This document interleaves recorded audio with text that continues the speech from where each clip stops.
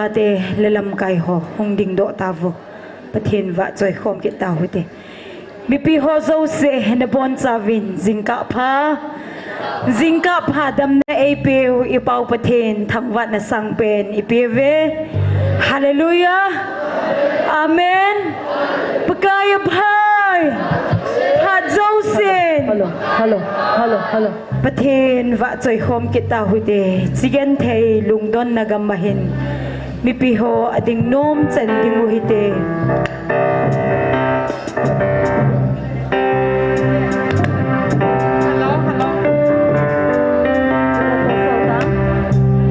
hello chigen thei lungdon pin hipumin ka nga lungdon pin dang lupin pagkay na yung pinlang namgan thay lengkoy pa mga pati oh hung lengin pagkay ka nga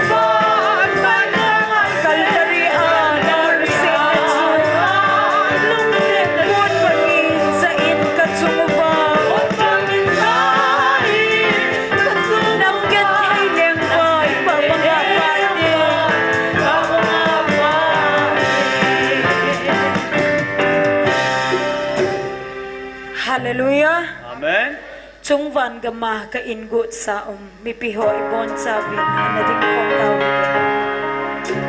Chung van gama ka ingut sa anangay tudin pagkaisita.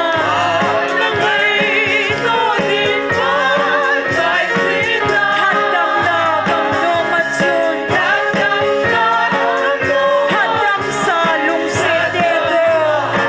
Loy ko ma watsoy na sa singpin. Pumasod kung kayo.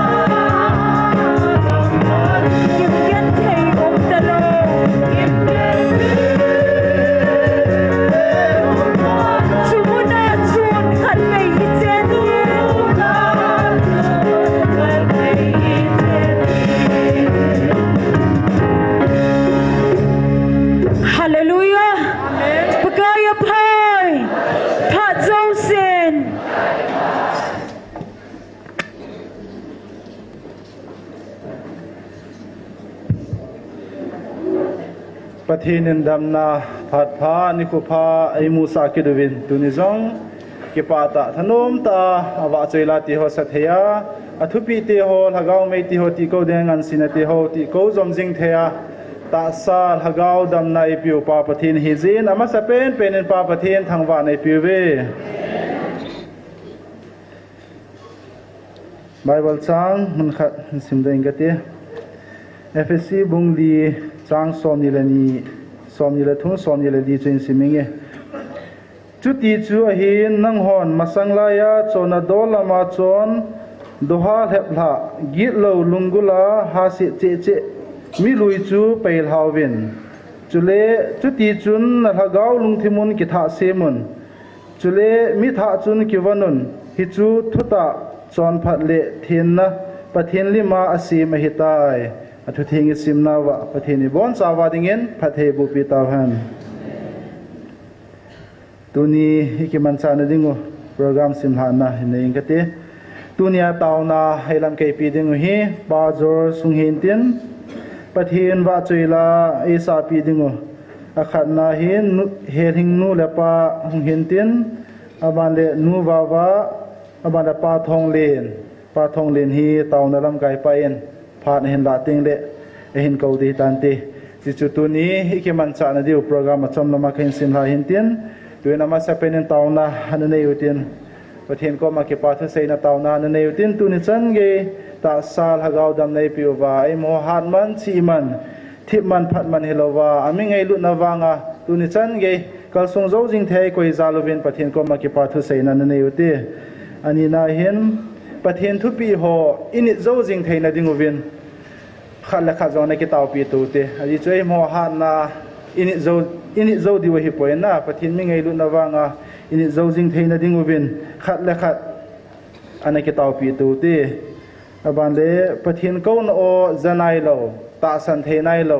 mi tam ta inam sung wen om na lain iso hen pathin ko no hen zowa hen ta san thei na dingovin enami pi te ding zon tu ni hen tauna na komitin chukila tu ni program te ho lol heng ta pathin ei mapuyuwa ichei thei na ding to icheng si hen tauna anane tin taw sei na chu keiman hin nei tange ibon chawin ana taw taw ti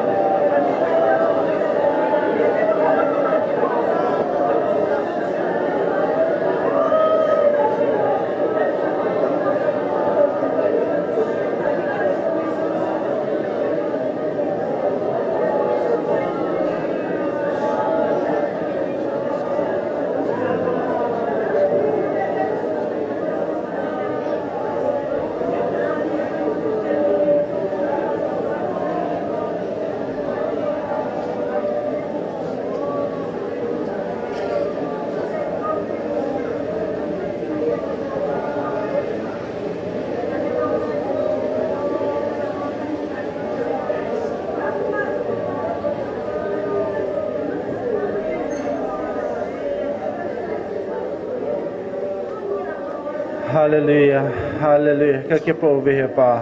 Na chane ngai lut nau nei lu sit nau sim sen lo ni tin phatina nang ma nei musa zalwa nang sunga ki pathu ka sein ho hin ka dei ka ngai ka thum ho hin hepa nang ma en tuni ka program ti ho jong lol hing ta nang ma nei jei sa ding ngai cha ka thum na ka taw na ti ho zo si wi za ka na ma lung se nai san pi wa phathe nei bu pi bin tia he na chu ti san man tam tai la do na ja jisu na me na khong taw khom be amen. Tuan program abana na chalutin pathin wa chuila sadingin heading nu lapa amani nung sama sa penintin amani nen sa zo le aban sa zomdingin nu wa amaw phat na piwiti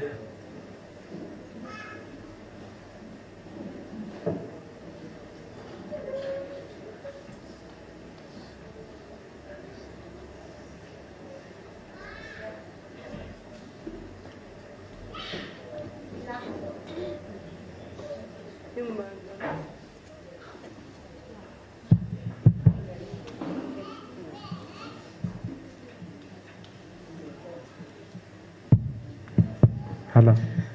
Ama sama. Gospel nambung kutang sini pak jasa pana tok ni. Kau mana tok tenuna lalu tang. Gospel nambung kutang. Thu sang hat sang ni shek tadi mana jam kai ho kat ni tu tung kan tu kau sung na ka thiri chen ni tu tu tung ni khat yang tu lai kau na ka ki pe le le ka ki tau sa kung ka ta pan lo man ka kan tu tung khat in ni pa yang ka tau no ho pathin sang phan nei pi yen lam kai ho yo sung chi pa thu kan se ni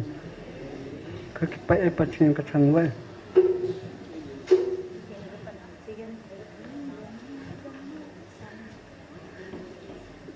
Sigan tay lung da nagamari yang don mili pum kangai tano vipaka nium pina namgan tene pa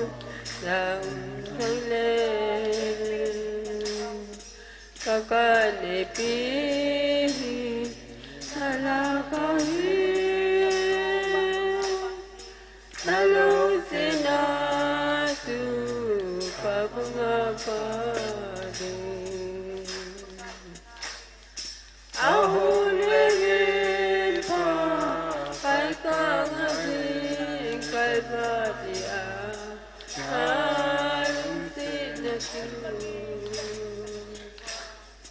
hồi bangin tai katu ngaba dengan teneva kabangaba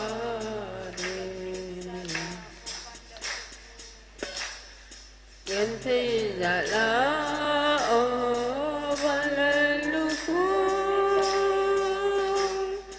Patre ganti luna Nagam letika akan kenal Kapaong apa nantuin apa Ahulingin pa kay kamali kay badia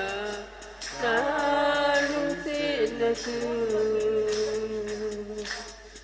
Hoy mangintahi katungaba ng kantiling kapangapa din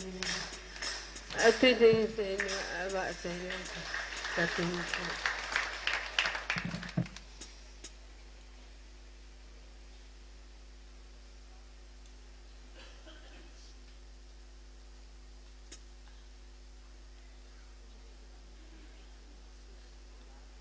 Damna phat pamantam ta ipiu pathian ka hin thang ba in pathian ba choila o so chat na ngaya pe nga hiu ve ti chu ka hin sat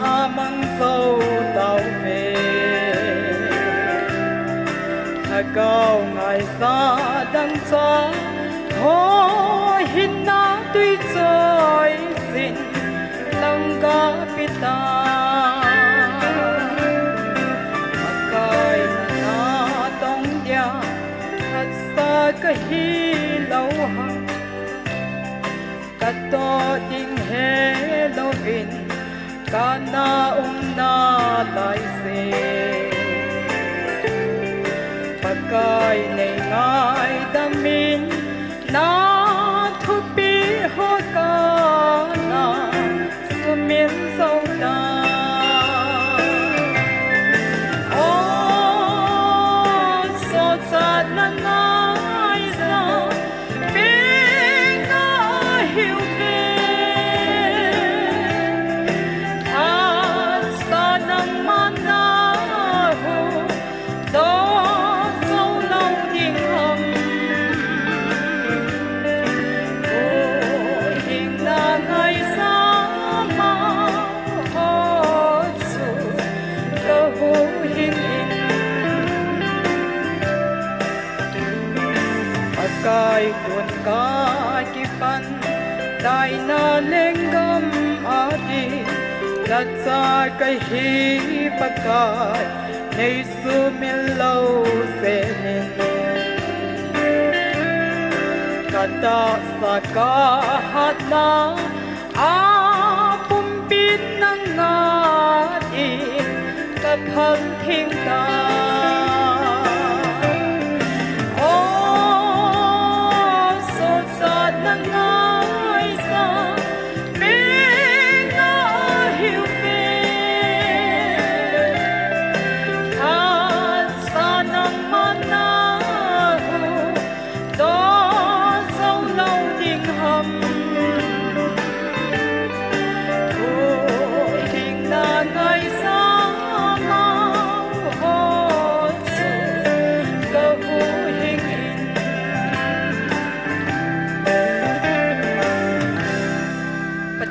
Bon Savadin Pat Hei Bo Pi Tau Han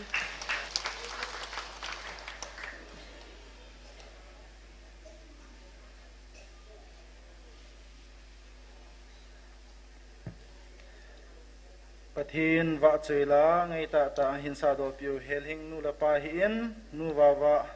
อมหจุงอากิปาทุยเซวินอมหจาลินปาปะทินทังวะในปิวเวตุวินโปรแกรมอบานาจากินวิตินตุเนียตาวนาเอลัมเคปีดิงโอปาจอร์สอามาปะทินพัดเฮโบจังปุมินพัดหินคิลาอินตินพัดหินลาสุงาปะทินวะจุยลาสดิงินปาทองลินจังหินโกดิงินหินเฮดเซ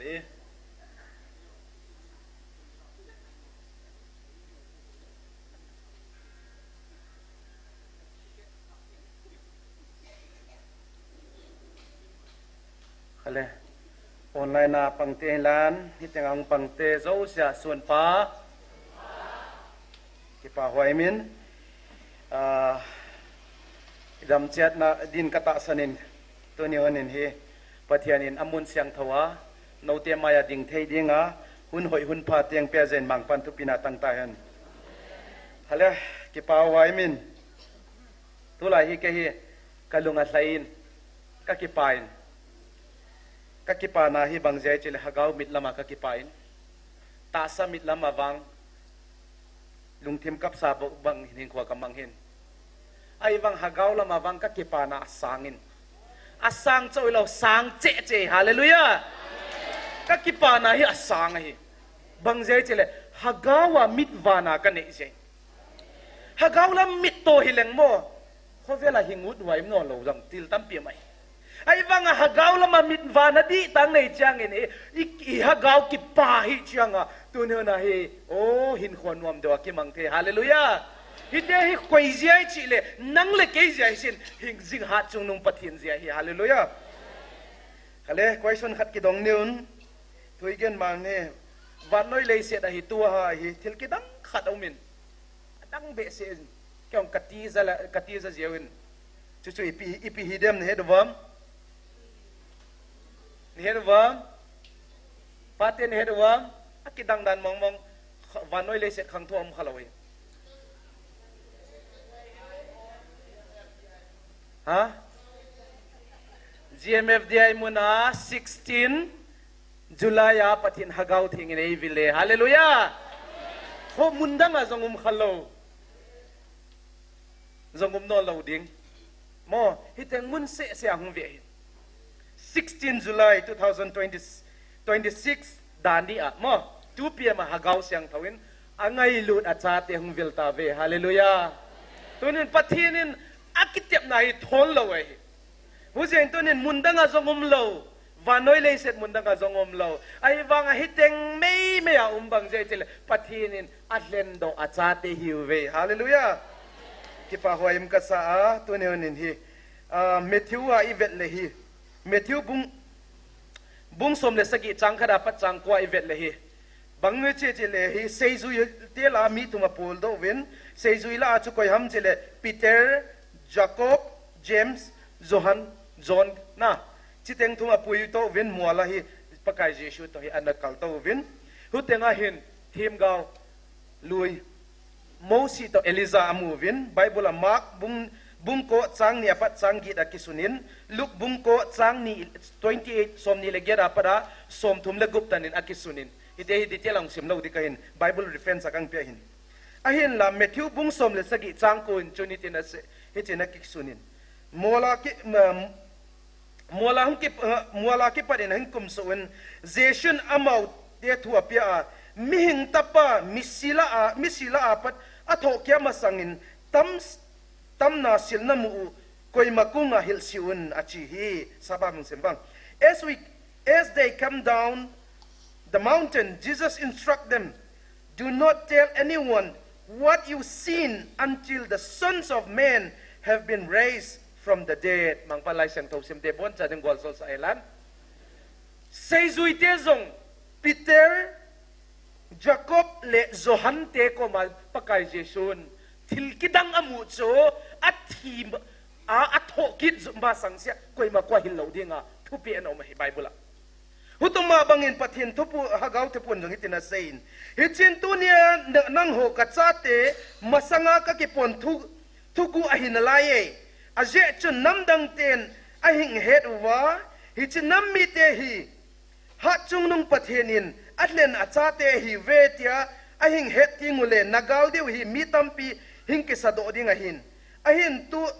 hi chit thu ta le tu hing hi no ho chung bowa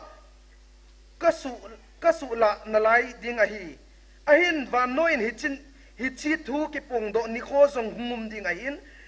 aje chu nang ho dim keiman hi chin ko hi nang hon na nampum pi wa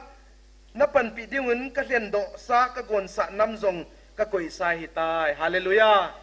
pathiani na hum vel na hi e ho nam di bo bo tu lai ta hi nam di e ho a di chowa wa noi het ding nga phal nai lo ai la pathiani na sei khat chu wa noi nang het di NIKHO zong tung ni ahong tung pha le e hong pan pi ding a zong nam zong go sao mi tai hallelujah nam dang te nam thu pi ta nam lian ta e ho pan pi ding a zong pathian na go sa mai ta ain la huma sia secret hin lai e ho adi bong se sei zui ho zong amu chu pakai Jesu atho ma asi zo atho zo changa gen ding a thu pi chu utabanga zong pathianin angai lu da chate ahung vel na jang thupi na lai vanoin he thinai lo ding aji chutun vanoin hele email ma deu tam de hi ka so pite huzi into ne onin pathianin thuguang koi sa na lai hi chi he deun ka he ding ma ka de hin achi le e ho hi pathianin ta sa zong anam de hian hi Israel te na tiang doin e ho wang hagawa Israel chinang teng do tawin achile hagawa Israel hon he galizat newam ni ipipihamo ta sale hagaw na ta sagalwang pathinin eng sapit ven avantil ten ang sat savin tunitan changin pathinin ang umpihin imaw ang puin pathin kathangwain hagaw galhi tunion nasa taisat hagaw galhi nasa taisat Cicu ipiti sat diham imban sala wala hoi pini piham Taona he so pite Taona he uzi intun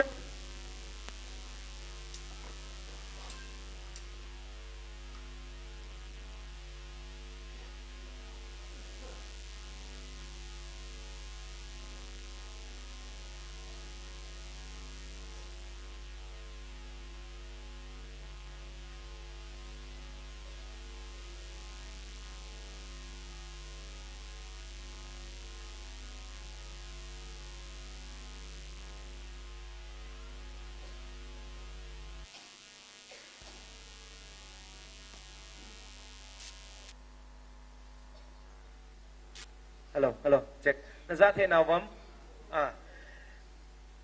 tu ne na hagau gali sat win hagau gali sat na wa he hang san de wa pang panila de chi kang genu hin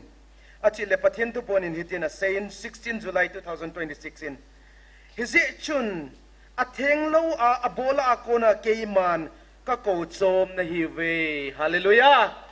pathin in a theng lo la pada ang ko tuam a ko tuam a sendo a ko do cha te hiu chu a theng lo ichi la thil tam pi mi ta sa theng lo naw min chin hagawa siang lo naw min chin lung sim la mong siang lo naw min chin a siang lo mong tom khom the lo dinga pathianin e ho hi a oza ta san te hi ang tel do hi tai hindo cha te ne hi ta ve hallelujah pathianin ang tel do ta te chu hi ta win hu che hi le van mi te to kibang van mi to kibanga chan hi na chang nei ta ve hallelujah van mi te to kibanga chan ni chi chang hai share kibang chet chip van mi te to kibang che chuan lo pi dan sei ding loi athupi dan achile pa nang it nai athupi di sei ding ahi wanga eite penin van mi te to pathianin ang tel do thei ding a jong ki ut nai lo ki num nai lo resistance ki bol na lai ucho hilawa hi theipon de jong ki against lai hin ai la ki pau win hi je chun natai tom deu tamin tin namel mau tamin tin na lada theina ding wa na sudai di wa na do di jong tamin tin hi jong le izakaya galzo hat chong nung na pathianu keiman nading pi kat kahi hallelujah tulahi melma de nga tamma ma meya ado dia zonga tamma ma meya nidang sang zong hat zo ai bang kho ka sapoi bang ji ai chile pathian waza ta san kahin kata san na hi adet na le hui bang zanum zong le kaling si di chi kai ke ma ka ki azia chu bang ji ai chile ka ding ke hing ding pi hi koi badang ai sin hing sing hat chung nung pathin ni hallelujah nang le ke hung ding pi zong hi koi madang hi lo pathin hi chu pathin di ta koi pathin ham chile hing sing hat chung nung pathin leile wal le asunga zo sia pathin ni tu ni ho na hi na ladai theina ding le na lung kya theina ding le a hi lo le pathin na on za na para a khian hung khian sa to som te ya pan la tam pi ma hi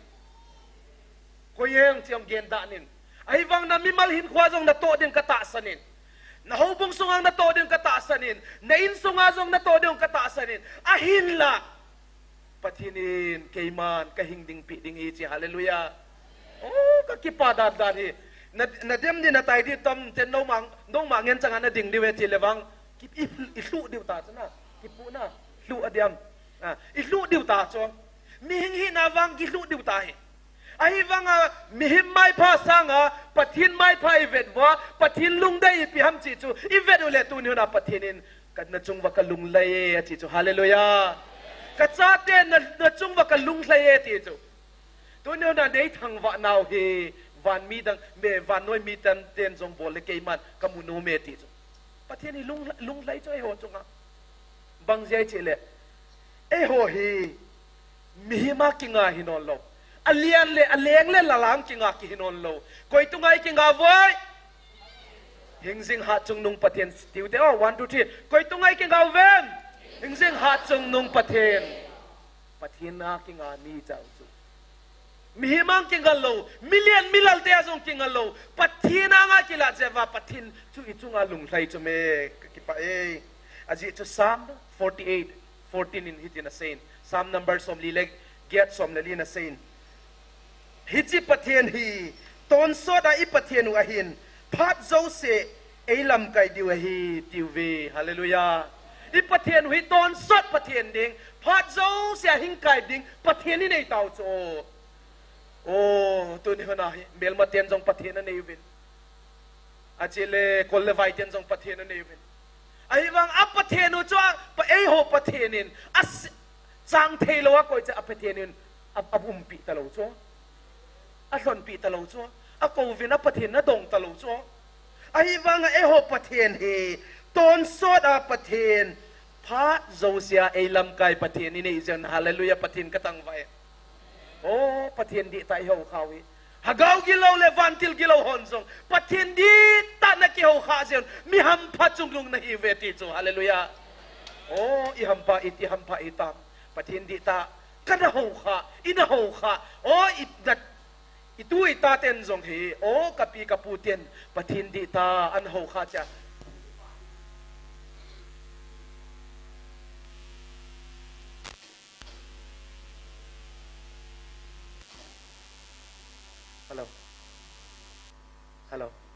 hello itu ita ten zong hi kapu kapaten kapiten pathin di ta an ho wi ta hinโอ้ก็หอนสมตุนหอนินปะทินกระทังไว้จะปะทินังทังวะดูจ้อตัวเนี้ยได้ปัดละโหยตัวเนี้ยน่ะฮิรีคอร์ดฮิเวจ้อวันรีคอร์ดอาซงดิงเลยเสียขังอาซงบังตะลาวดิงรีคอร์ดอีบอลจ้อฮาเลลูยาอาจิจูบังเจจิเลตัวนี้ตันจังอันนี้สังขัดตันดีเตาฮินังเลเกหัดนะฮิโปยปะทินหัดนะซาลฮิกะกิปาตะเมเกอาจิจูกะเซบังเงินอีปูตันอยู่จุเฮ็ดเอาจ้ออีปูอาปูจุกเฮ็ดตะลาวจ้ออาปูจงเฮ็ดนอนลงไปก็เกี่ยนั่นนะเทเซียมไว้ขังงาตันเกยขังนายงานายเล้งเกยมาขังลีจูขังขัดนัตันจุกเฮ็ดตะลาวดิจูขังทุ่มตันจุกเฮ็ดได้นั่นไรขังส้นตันจุอุปายมันนอนลงเฮ็ดนอนลงน่ะอาทุ่มตันจุกเตอาจิเลตูนหัวไหนอีปันลาเนวิขังส้มตันอาจงบังตะลาวดิจูฮาเลลูยาวันริคอร์ดอาจงเลยเสร็จริคอร์ดอาจงดินอะไรเห็นปะทินกระทังไว้อาจิเลตัวเนื้อนาฮีหากเอากาลิสัตนาวะฮีอิติปันนละอุบัมอิติโดนเลยอิติดานินปันนิละวะพาหัมจีนเทปเลอีเมลมาจุขยาปนองเก็บปันเดียมตีป้าจะเทมสักอันใส่กันดินเมทิวบุ้งสมจังสมทุมและกูบินฮิตินัสเซ่ตัวเลมีนอเมลมาคูอามาอินควันปีมาหุงฮิดิงฮี a main enemy will be the members of his own household Matthew bung som chang som thum lego bai tin ase mi himmel ma hi in sung mi ma hung hi dia ti chu ahiam tununa chilai muna tauna dem ho hi e san te hi lo chu koi ham in sung mi chu la iso pi chu la iki het ngai lo jong hi lo pia I ho bung mi chu la na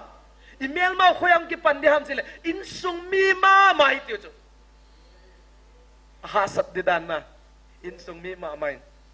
ai wanga pathian in keiman ka hing ding pi ti pathian nang ding pi chu lung kham hi ton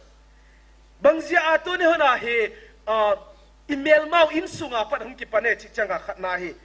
ita san hum ki ban non lo khatna ita san nong ki bang non lo bang zia chi le ta san nong ki ba lo che hu bang e chi le hi o khen kharin muchian ta nang le kein a hi mong e che I muchian hi a chi le khen khaten agala ve chang muchian non lo tu ne nun hi anaya tau ten hi ke hi lian de wa nang mu de ve a chi le kilometer khara pan ngel le chen si mi cha ka pha de cho na le kilometer khara ai banga hi te ngom le chul lian sa me dung chi di mo ka size su na mu di cho exact size su ai banga gamla ta veten cho deu cha kharang mu di cho hutaba banga hi tu ni huna hi ita sada imu nau ki bang non lo imu danung ki bang non lo hi changa ita san danung ki bang non lo ita sanung ki ba lo changa bang che chi le ingai danung ki bang non lo lunggel jong ki bang lo hu changa conflict humum chu khoyang ki pane chele in sung ma hung ki de yo in sung mi ma hung ki pane ani na bang je difference in priorities ingai poi mo hung ki bang non lo imu hung ki ba non lo changa ingai poi mo hung ki bang non lo okay pakai thupe nilo thailo ka hi poi hagau mai chi kwanga lawa kwan lo thailo ka hi poi chai tu ne na aim a conviction na ilung thima ta cho kapatien thupe nilo thailo ka hi poi chi nilo nilo thei ka hi poi wan lo thailo ka hi si mo sorry ki hil ngai win na kya dong learning khat in language na a hi lo lam la daw nan kyang ki zil ka hi na chi chun alo thelo ilung tanga hi imu chiang ta hi chianga pathen thu pe hi zui lo thelo ka hi poi cha tu ni na kal ki swani achile amudan chiang lo ten gamla gal tang mu ten chu a priority song angai poi mu dan nong ke bang nol nong ke ba nol lo chianga isu ngum ta o ni si ana kun wa ni si ana tawwa ipina phatom naw na ne wam ti song question um ta cho kyang ka dong cho nong na dong deu ka ta sanin ipina ne na holwa ipina dolwa hin kwa namang mi te lunggim ta cho lungkham ta e la ki lungkham mong lo hallelujah lungkham mala sala ki pa deu azia cho Philippi laba le kapakai my God shall supply according to my need kapathe ni na kapai mo le kul ahul le poi mo dung so in peding chive bang jai chile nang le ke pen hing sing hat chung nung pathe na kingam ta te hi tau cho hu sia in tonen mi te lung kham na hi ta ven ta sa sila jong mi te lung dam lung kham na hi ta ve lung dong na hi ta vin o na tau ipi nap ka na de hom nga do vo thi do vo ka kho ve ka lo so ve ang chi jong tam pi me ken na lo aso le na sung hat lo hin te vitamin pachana na nen ka e pa le gang chan doctor na ki vet sai ne ka ti so itaw ko ma lo so jong me le o na sung hat lo hin te pachan dok dam do na nen ka vitamin pachan na bol ka ti so ka ti se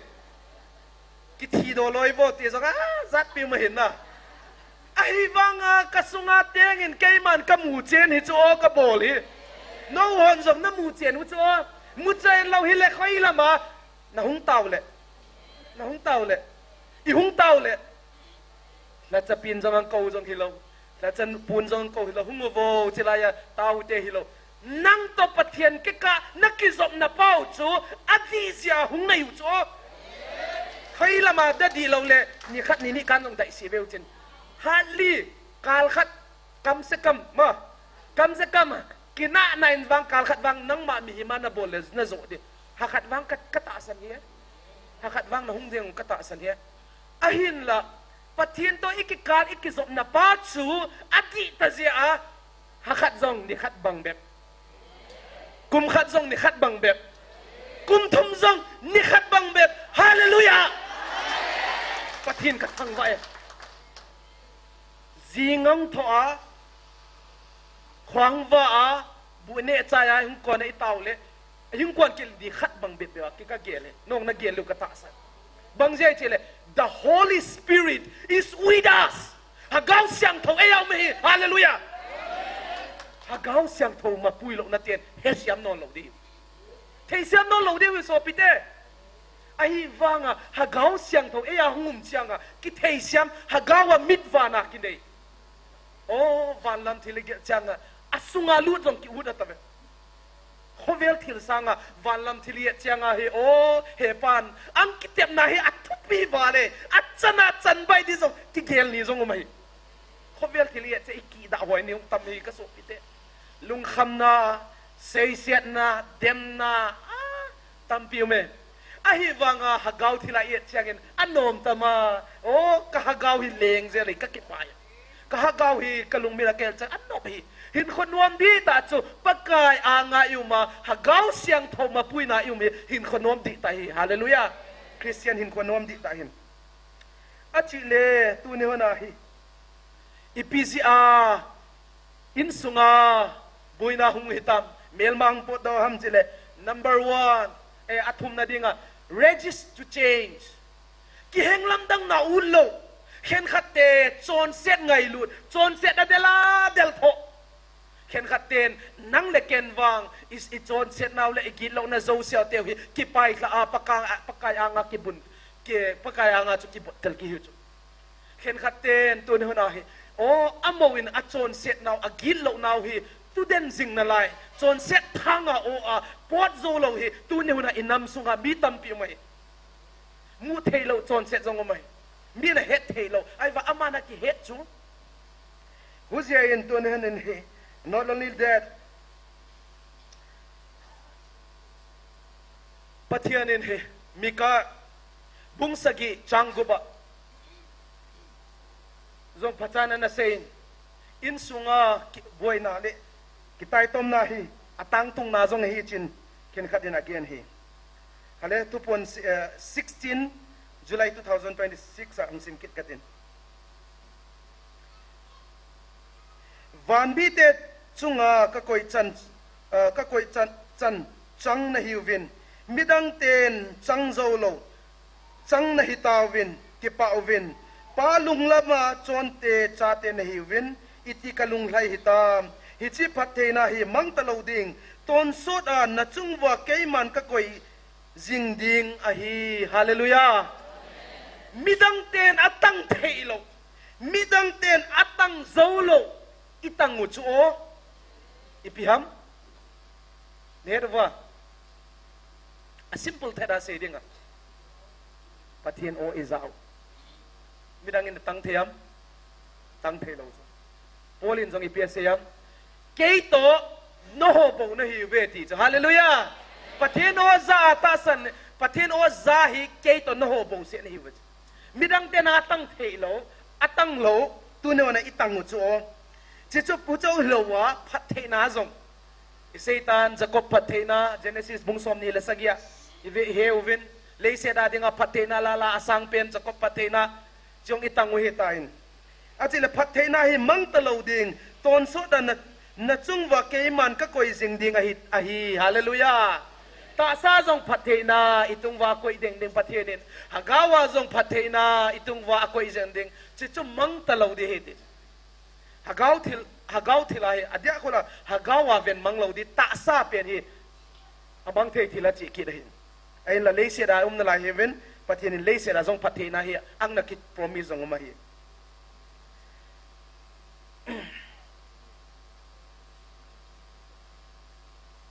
a hi nang ho hi ke dinga ka hlen chu ka chate na hi tawin ki pauvin thanom jingovin aje chu na pau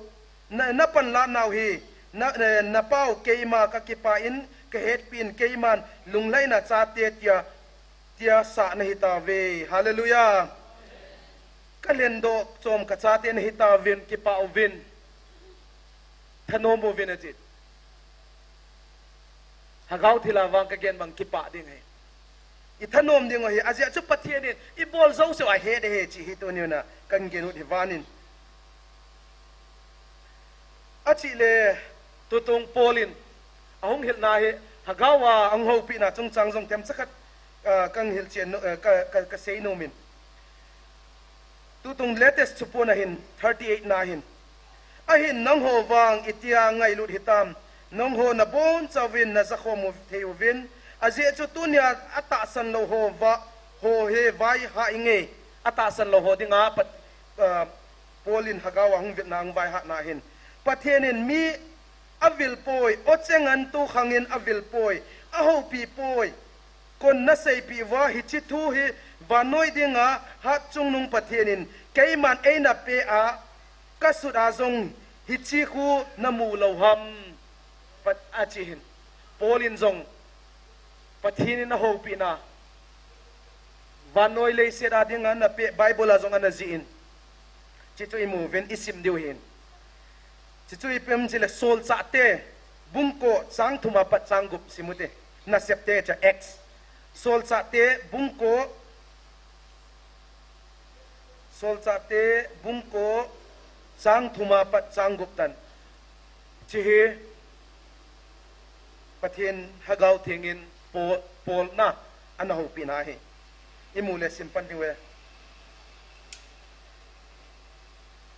tuale azin khia a damaska kho atun kom ta in thakat in vana ki pat in va in akima ahing tang swat hi changlina tua chin leya apo a sol nang bangdinga ke hingbol sian hi chin o khat azahi changana tole aman mangpa koina hi achi hi tua chin mangpan adonga nabol siat pa Jesu kahi kilna sia zumpen hun nang ding in aha sa hi achi hi sanggup na tua chin aman chitun kom le lamdang sa in ta in mangpa bang bolding in na hing de e achi hi tua le mangpan akunga thawin len khopi sunga ludin len tua chin na bolding hilin na umding hi achi hi mangpan lai sang tho sim te bo na ding gwal sai lan pathianin hi sol hi anaho pina hi sol hi Bible azong chian tain sol cha te bunggu so bungko chang thuma pat chang ku ba imovin solin solin nang koin e mangpa nang koin he chia ana mangpa na donga na bol set pa jesu ka hi pathian na ho pi cho achile tu ne na hi apara izil do the le pathianin jesun pakayin pathianin mi aslen do ho chu akimu sa the chi approve cho mi ade ho aslen do ho na pol jong atel do zia akimu aw aza sa hin hutoma banga hi e ho jong ka hlen do ka cha te ne hi ve cha ama o chenga iza zia ba tu ne na pathian o izau cho khatin achile tu na hi ha para hi pol hin ko para evangelization ilate chile persecution of Christian te ta santa che cha te isu asu gen the a hi le pakai jesu do hi ti tu na hi solta pol tung to na hi ruin azi chui pi ham chile cha ta san khat chu mi piang tha khat chu ama na do wa hi le asunga hagau chu na do kha hin e hon ta sai do hin a igel wang wa he hagau thilahi ta zen ha asunga hagau chu na do khaw utama banga polin jong he Christian te ta san cha te chu ata sange ya su gen thei denga do kisai hin a hin la hagau thilai se pale a do chu jesu an hidai he huzia to na jesu an hi changa jesun jong he na do chu ka hi ti aseye bible akilangin huzia in tu ne honen he pathian in he ama do te jong he a hin kho a heng lamdang tha sa the pol jong he ama ana do wai hi wanga jesu pathian di tang mu chang ai a hin khong ki heng lamdang ai utu ba dong zoyen ama thi pathiana ding in na sa de na siam chi su tu ni imun he ale ton he hitina tupon in sein polin keiman thusim ta jong keiman hat chung nung pathianin evilin o in a o azong e ko ven tunin nang hon jong na vil nau hi na o na ko pet o hin a hin akisia ngaidam thuma akoma hingbel chan chu phat aum na lai hi ji chun tu khanga them gau khanga hi pon tu khanga zol nei khanga hi pon chapa khang jong a hi pon lagau theng ip e peu hi akitep na bang ta e peu khanga hi a hi e pe tau khanga ke ma ta in hi chi pathen hi na o cheng chu a hinglai chenga kana za hin nong ho zong itia na za ding ham ahin van noi chitin a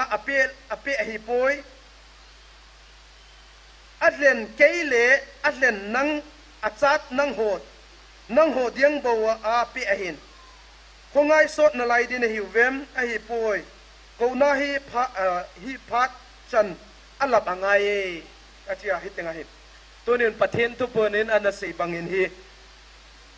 nang le kein iza the le nang le kein he aw iza hi tu na hi pathen o iza the hi mi ham pha chung nung hi ve chi ka genu ni ban abang hele tauna khat nei utin tauna item de chung pong katin khat na hi ama sepenin sepna izat zong le i do zo the na dengun pakai koma khat na nge nutin khat na ani na hi inam sung wa hin pathin thua Adia Kolin kita itom na le kidem nang hadin hizo si azong he hoya panung ki panel sile melma pa na sepahin melma pa na sep zo sia amma chal thelo na dingin tunin jesu minin taute kate ta santate taute tunin setan na sepahin setanin miaman chahin setan man cha zo sia amma chal thelo lo na ding le setanin aza thau sia jesu mina ata acha thelo lo dingin tunin ta santate itaw deu hi athum na he pathen ko mang ki pa thu seute thu pon chinin mi ham pha na hi ve ti a sei ji I ham phat na diu ta sa le hagawa I ham phat na diu tam pi pathenin promise tam pi a hung hlung zong tan a hlung tung ding zong na lain tua a process a chi zong na lain tu neu ni pathen ko ma zong ki pa thu seutin usiang le hi atop na ding hi hagaw mang thang dit in tautin inam sunga hi hagaw mang thang di hi itam na laivin setan thanga o itam na laivin kham the gui the thanga to o itam na laivin setan man cha tam piam na laivin ite zo sia hi pathina nga pathen lenga ma ipuilo thina ding le hagaw mang thang ding te tu neu na hi ama lenga ma ipuilo thina ding hagaw mang thang te ding tautin tun ilem chang bangin tautin ken tau chaina chung nei tange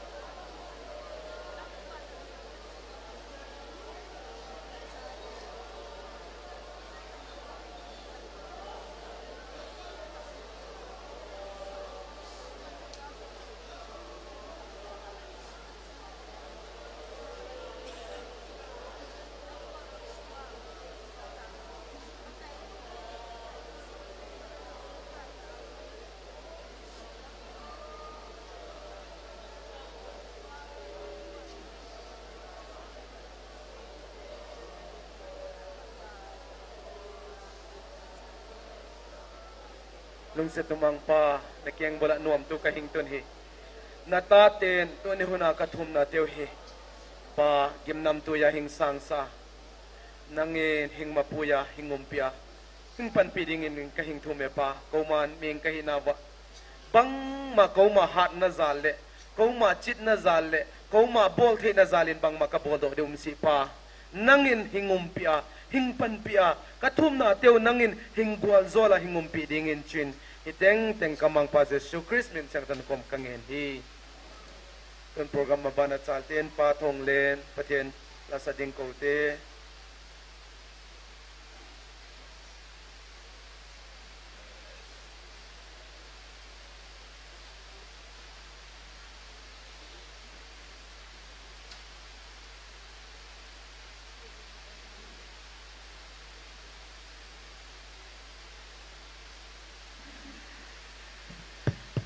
Hello, hello. Pakaya phai, pha jong sen, pathian ba sei na digin, nei ko ogin kazai.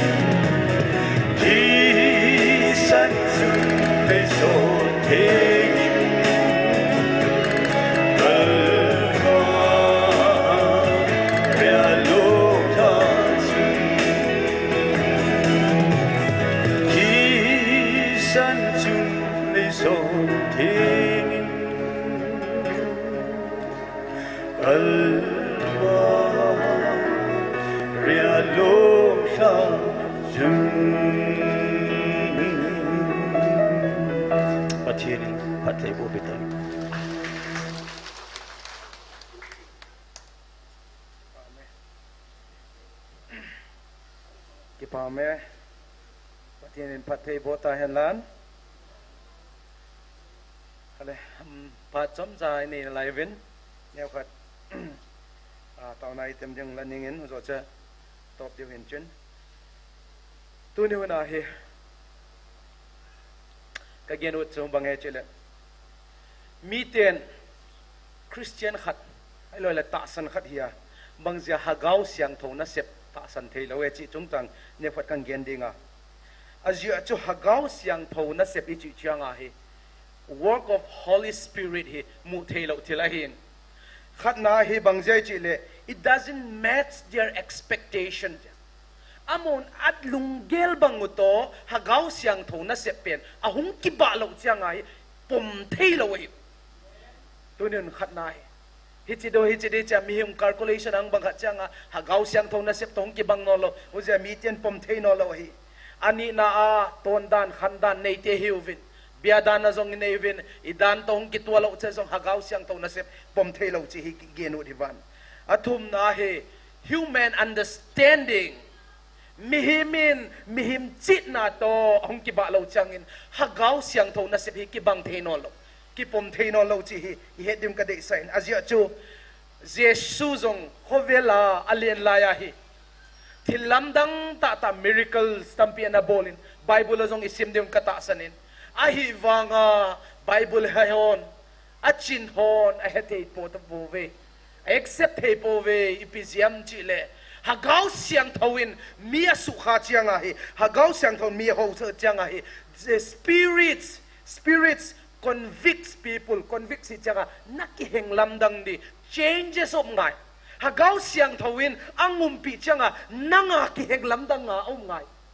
nakiheng lamdang thelo le you are not touched by the Holy Spirit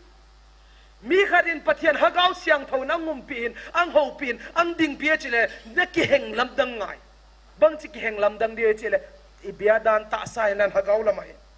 azia chu abu to hi hagaw siang to thei lo hi anin to thei lo hi azia chu I ho pathin hi hagaw siang to pathin hi huzai a ho ten zong hagaw le thu tai ho di khu hen chen a chi le tu ni honen he ko ye hagawa mit so ho them chakat say ten bible to ki context hagawa mit to te koi te he chi le jesun zong khovela hung len lain hi he ate with prostitute kizo ho numei kizo ho to social outcast achiwa e ho pawa ipiham ke hello social outcast changa dan polam na dan polama ko ho luk bungsagi chang som thum le gu papat som nga ki kala imovin ai lo le mi chon se ho mi guta ho song jesun angai damin luk bung som ni le thum chang som thum le ko apat som li le thum tan in kemui au chang a hi angkom na adulterers angkom adina me zone na angkom dina mi angkom ho zong hi pakai jesu na ngai damin johan bung giat chang khada pat chang som le khat tana imovin a hi wanga jesu pakai jesu khovela hungla laya group khat hi angai dam thelo khatum cho gul se sun ho ti chu gul se son ho snakes hypocrite milung thim phalo ho lepcha ho whitewash sunglam the su apolama thenga asunglama bo ho ati khatum cho che chu Matthew bung som ni le thum chang som ni le sagi apara som thum le thum tara ki mu and hitenga bange chi le nu mei nu zong hi achon se lai ta ki mu chi bible ai movin a hi lo le sia text na sia adiam tax collector sia na dina kai dong na kon sia ka chiwa kai dong pu pi kai dong pi pu na tax collector ho zong he Matthew bung ko chang ko hi pathinin na sep na da la in lan hing zui na ti angai dam jing chu a chi le mi ku cha pa zong cross a zong thiding ki sa pang angai dam ki chu hu chau hi lawa ai hu chau hi lawa hi ai wanga Jesus assistant suso as Jesus sisan sausa boil sa group khat hi chu Jesus sisan na sausa group khat hin chichu ipi ham ichi lehi Pharisees le Sadducees so hai rovin lai gal mi te hi vin ai alung tha sa vin bangzia e chi lehi amote hi apolama hoina le apolama moina chon hin kho amangovin asung lama ngai lut na to na asem povin pathen thu a heovin azui pove ahi wanga thil himila a chondan di le hoidan hindan kitsu sela hin kho mangovin ahin la pakai je shoen asung lam ve pa na pathenu ka hi che thupo na sei bangin aman jong to ni hanin chi ho group ho cha amovin asung lam ai achile itidana chon se ho mizong ho ai lo le tax collector ho ipizia pathin angai dam them chile amo ho hi lunggil ta kisi na neu cho hallelujah lunggil ta pakai ko ma pakai ka di ati lo cho pakai mi chon se ka he ki lung kisi na neu cho kilung kisu si na cho anei jewa pakai na lung thima he jewa pathen cho amo ho ko ma cho an zong ane khom hila ai wanga asunglam hoina umlowa apolam hoina mei hypocrites kichi ho ai lo le o dana apolam hoina din be a hin khot mang te wang pakai jesu asulung hang chu pakai jesu na sulung hangin amo chunga wang adem poi ipisi ham ichile samohon cake mi chon di ka hi atiu chu ai wanga pathenin mi chon dia dei lo chu mi chon se migilo ho migilo ho angai lu chu hagau gilo elo migilo mi chon se ho angai lu lung tim thing dewa lung sim siang dewa kisi te pen pathenin angai lu chu hallelujah huzia tu ni hana he ke ka bol thei tai ke ka lian tai ke itkichi na lamwa pakai jesu pathin o hi iza thei lo chu huzia pathin tu pon sayin chilaya koi ham alien pen ke kichi na umpoi ti chu hallelujah chang ki ngai lu na zong umpoi hitenga alin pen hi katla chanu zong hi pon katla chapu zong hi chip hi poi hitenga alin pen hi hingjing ha chung nong na pathenu ka hi hallelujah hitenga alin pen chu koi ham pathin chu ke kichi na umlo chang ki ngai lu na umlo chu hi chilaya hi ke se hi poi pathen thu pon na se na ki khen tom na loi khen tom na a chom ma abungang ki khen na umlo cho hallelujah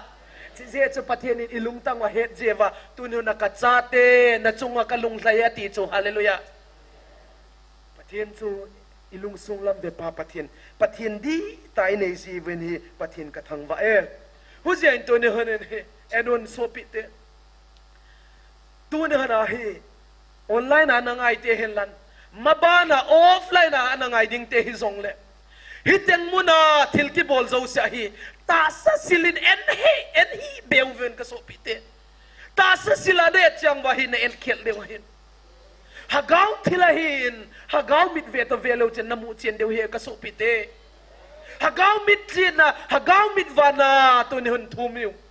azia cho hagaw mit vana namu lo le polama ne chang wa hi o en khel ni taw ka so pi te hitenga hlatchapun hagaw gilaw chu koi minan del do ham Jeshu min Nazareth Jeshu min adil do chu hallelujah Huzia into ne honin hagaw bidun enun hagaw midane chang vun thilbang kim mutaw nite pathian in jong midwana hang peta heno Huzia into ne nin tauna khat ne nin chipale tunia hi taunau i ki khomna wa chaina hitante khat na hi pathian koma tawutin in pumpiwen pathian dei banga i chon thina dingin amasapenin tawutin khana anti na hi khatsaten ni zong tangwal nek robat zong amoten thuma ding zong tawpi ki deutin athum na hi inam pumpiu lungkhat a yum thina dingin zong tawutin alina inam lam kai ho tu thian tauna geldo ki deutin house ho zong tauna geldo ki deutin latsa ho zong tauna geldo ki deutin tu thian he inam sungwai pathian thupi zong hen pathian in na tauna khel tawin chong thupi zong nai pon ai lai hei min lo deu chu i taw kop jing deu hi e pathian in na mu ka tung ding ding hen ka tung ding masat sia ke man ka vik na zong tang lo de che ho jen tu nen in namu ki tung ding masang sia pathian dei banga i taw ding jing deu chi ka genu devanen gen khial gen walum le mang pan ngai dam hen lan igen kha ta sunte i bon wa ding gwal zol sailan tu ni lem chang bang taw ten taw chaina chu pastor ngamlun nei sa le phante pa ngai